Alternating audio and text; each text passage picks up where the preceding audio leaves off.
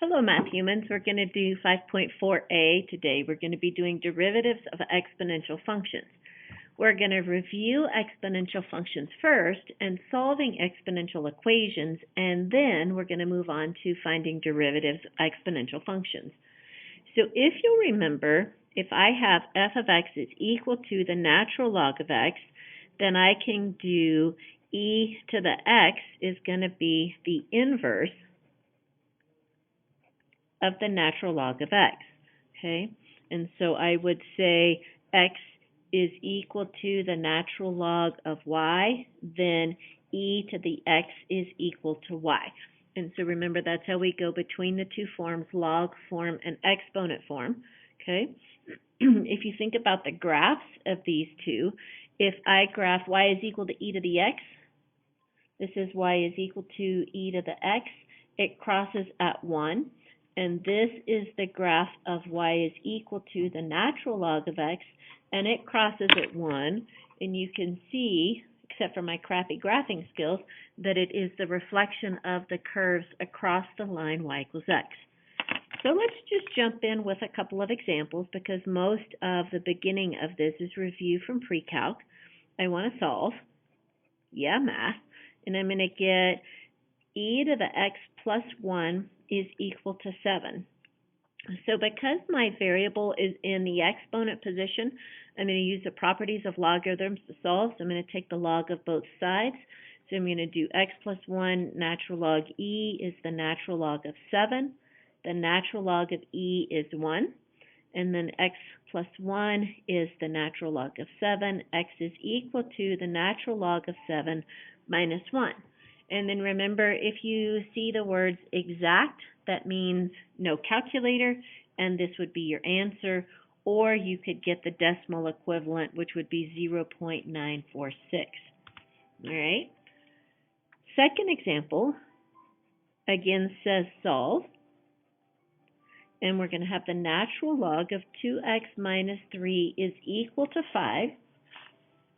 And because it's already in log form, to solve, I'm going to go back to exponent form. My base is e to the 5th is equal to 2x minus 3. 2x equals e to the 5th plus 3, and x is going to be e to the 5th plus 3 divided by 2. And when I do that math, again, if it was exact, I could stop here. If I didn't care, then I would get 75, that's 5.707. Alrighty, so if you will remember from the work that we did last year with exponential functions, you often have to change forms. So I'm going to bounce between exponential form and log form. And we've already done some work to show that the logs can sometimes make the derivative significantly easier. So we need to remember that we can bounce back and forth between these two forms. So we want to go back and review just the properties of our exponential functions.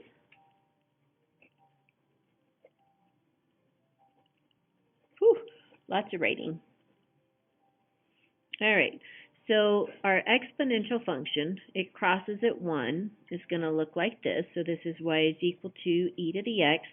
The domain is all real numbers. The range is going to be from 0 to positive infinity. I have a horizontal asymptote at y equals 0.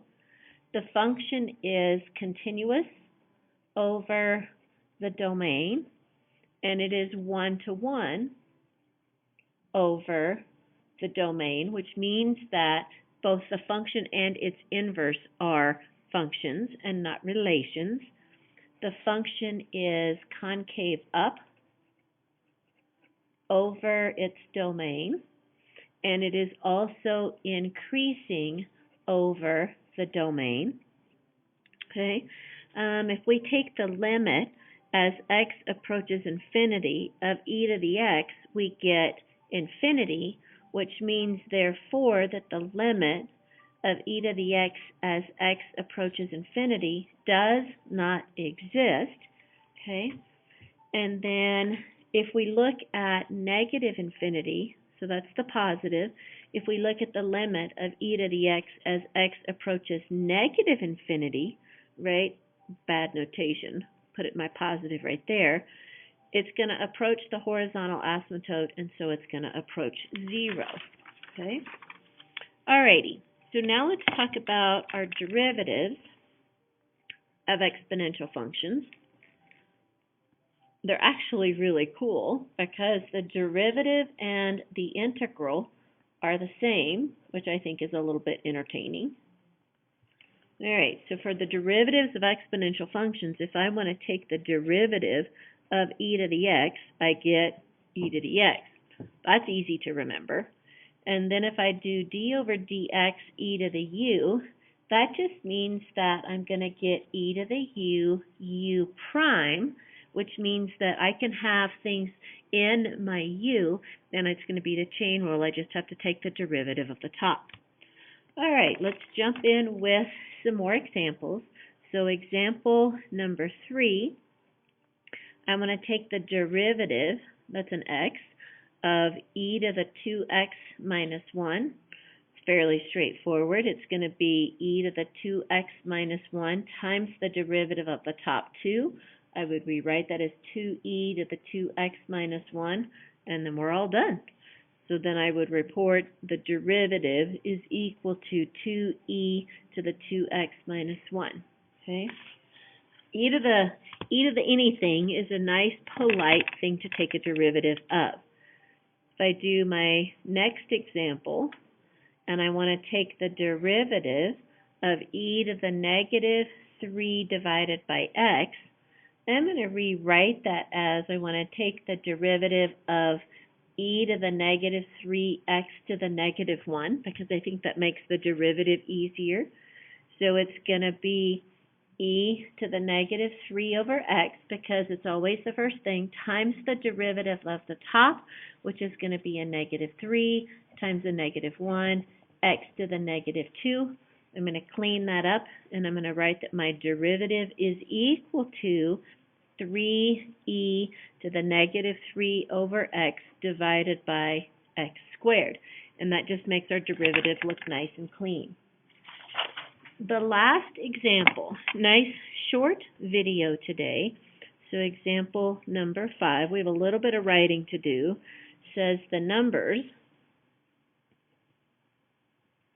and we're going to call that one y, of shares traded. And our shares are going to be traded in millions of dollars. Okay. On the New York Stock Exchange, from 1990 to 2005 can be modeled by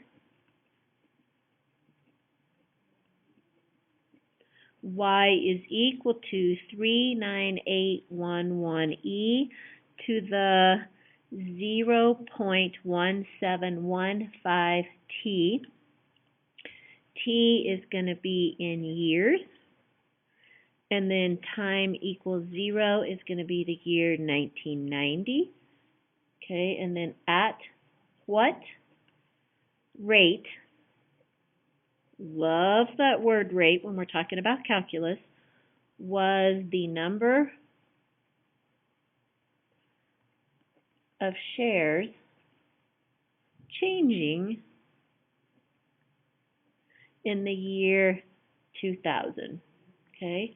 Remember, anytime you see the word rate, well, not anytime, but most of the time in calculus, when you see the word rate, that means that we're going to take a derivative. Because I'm starting with y, I'm going to take y prime. So my first step would be, I'm going to write y prime is equal to, so 39811e to the 0.1715t times the derivative of the top, which is 0.1715. Okay? And so then if you simplify that math, you get 6828 e to the 0.1715t. There's my derivative.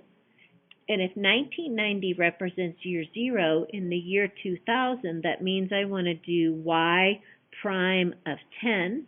And so I'm going to substitute my 10 in. So 6828 e to the 0.1715 times 10.